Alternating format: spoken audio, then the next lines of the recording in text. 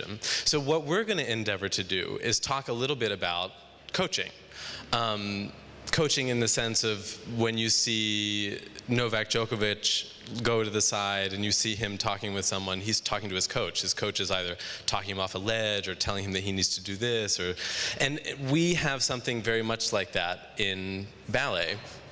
Angel has decided that we're going to show you 3 excerpts from Don Q. It's going to sort of take us into the first dance excerpt that we're doing. We have a young dancer named Peter, last name? Weil.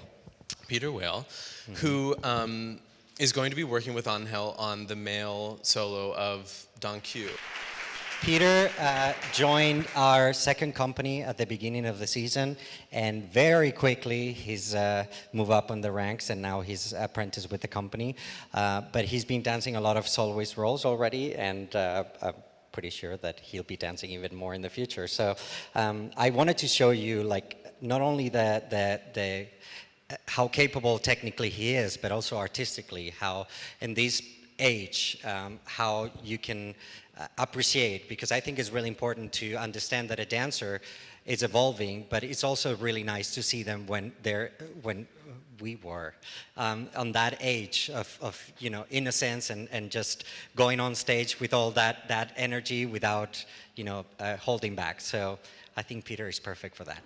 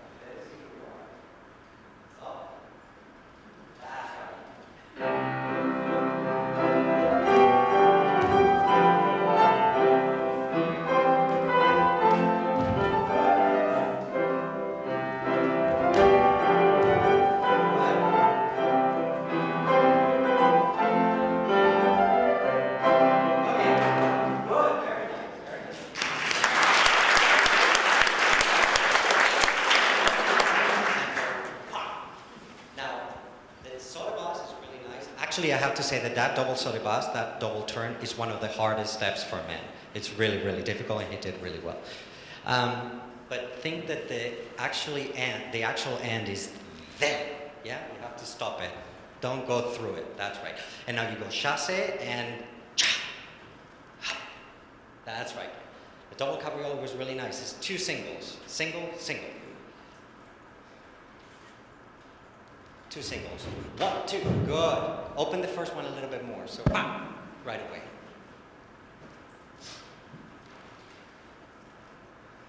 Bigger. That's right. Good. Now the transition after the second double solibas. Let's see what you're going to do.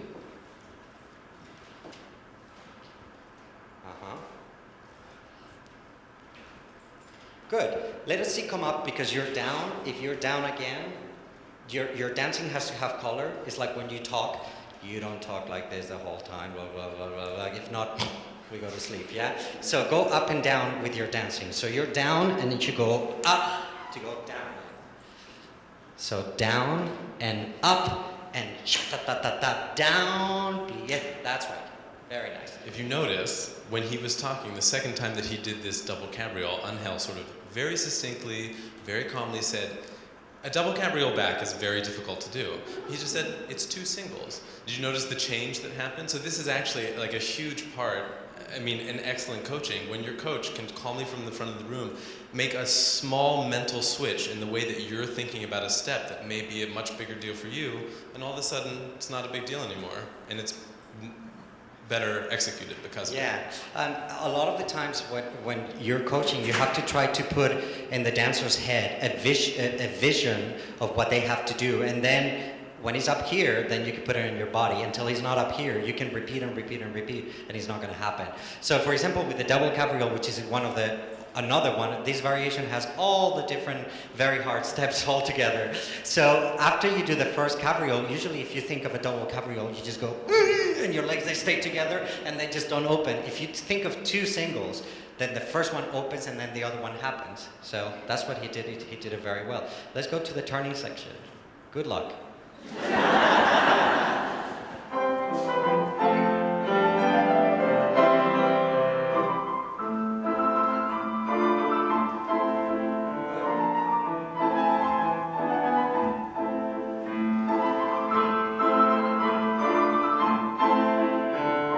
Okay, good. The first period, was really nice. Make sure that you're actually grabbing the floor, yeah? Your toes, they need to spread, and you have to grab the floor like a panther. That's right, and better. Yeah, good, much better. Don't go down until you're actually not ready. What happens is that when we do this kind of turn, we call it ice skater turns. It's that usually when you put your body together, the center of gravity becomes a lot faster. So you have to wait until your force is over, then you put your leg down, and then it goes back to the speed. But if you put it down too soon, you're going to fly off. So wait a little bit longer. Wait. That's right. That was better. Yeah. You can even wait longer. Yeah, just go 1, 2, 3, 4, 5. Stay. That's it. Good.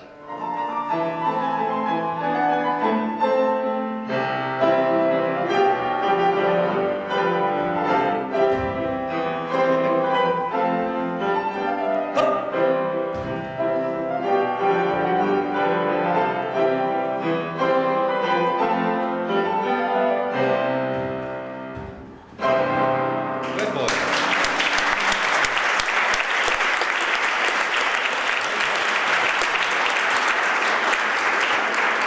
I think you could do that double pirouette back.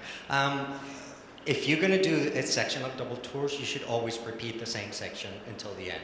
If you do different for the eye of the audience, usually for dancers or for people that they know about dance, when we see different things, we're like, oh, that's really nice. He's doing like different steps. For someone that doesn't know about dance, they say, oh, he made a mistake. So sometimes it's better to repeat the same step, even if it's not as difficult, or do the difficult 1 to 3 times, which I recommend that. But repeat the same step until the end, so we have a structure.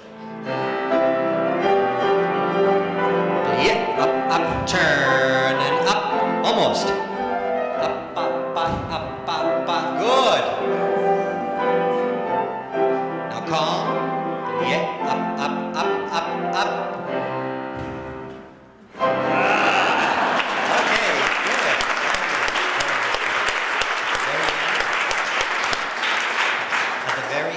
Make sure that your weight is going in that direction, not on this direction, because if not, you fall back, yeah? I've seen so many times dancers going boom with a hand on the floor, yeah? And it's mainly because of that.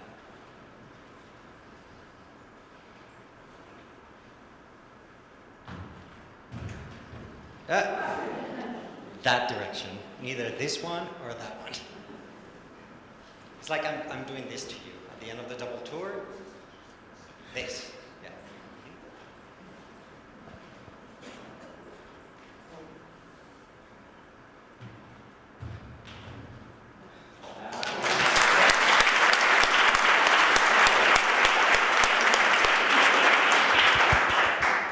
And that's how it's done when you actually work with someone that understands right away. So another thing that we see at the end, I mean, you notice in his first diagonal of double tours, he did 1 set to a fourth, 1 set to an arabesque, and didn't do the third.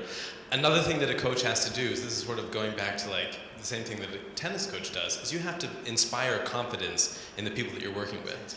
But it's true that you get a lot more out of a dancer with positive encouragement than just by saying, no, that's wrong, that's wrong. I know back in the day they used to do that and you know, traumatize some of the dancers, and some of them they just say, okay, forget it, I'm not going to do this anymore. But I mean, you have to be very, like, not as strict, but say, you know, this is what you can accomplish. Just go for it, and people do. They do. I mean, Peter, it was incredible. And at the end, when they actually get to do it, it's, to me, it's as fulfilling as doing it myself or no more, because then through him, I'm able to keep the connection with everyone else. Certain choreographers that you have to follow the structure of what steps they need to be done, and like you can't change those steps. But when you have a bit more freedom, like for example, he's doing a variation very different than what I used to do. But if it's something that is going to look good on him, that is going to make him look the best, then why not? So you have to always play with every dancer in a different way, and their characters and their personalities are very different. When they used to say, oh, you remind me of so-and-so, I mean, it was really nice that reminding, it was okay, but that you are like, I was like, oh, I feel honored that they compare me to another dancer, but I wanted to be me, and I wanted to, and I hope that I achieved that when I was dancing, because I think it's really important that some people used to say, oh, he smiles too much, or he does this too much, but that was who I was, and you know, I love dancing, and I loved connecting with the people, and I hope that people. Well, I think it's actually fabulous. I've never seen you coach before, but I think it's wonderful that sort of joie de vivre that we all saw on the stage is also very apparent when you're in the room with people. Even with some dancers with a different training, you have to do the same thing. Try to make them understand what is that they have to achieve, and try to make it work with the kind of technique that they have. But unfortunately, there are certain things that they work better than others, like certain techniques that, for example, if you want to do a turn, in most of the schools, they tell you just to go from the fourth position, which is this position or this position. They tell you that you have to go right away up. And I'm creating a lot of controversy, because I'm saying, no, don't do that. You actually have to rotate up, and that's what they tell you at schools. Do not ever do that. But by seeing people that they actually are natural turners, and they turn a lot, everyone is doing that naturally. They're all doing, I mean, it's a matter of a second, and you don't actually see it, but it makes you go straight up and then do multiple pirouettes. Is the only way to turn. So some people do it naturally, and some people don't, because they've been taught never to do that. So it's a matter of like maybe readjusting some of the things in the book. So that's interesting too, because obviously as a director of a company, there are an amalgam of styles that you have to sort of come and get on the stage in a way that is then one thing for the audience to look at. In that sort of event, that two people are trained a different way, do you maybe, so obviously you're asking all of the dancers to try this new way of turning.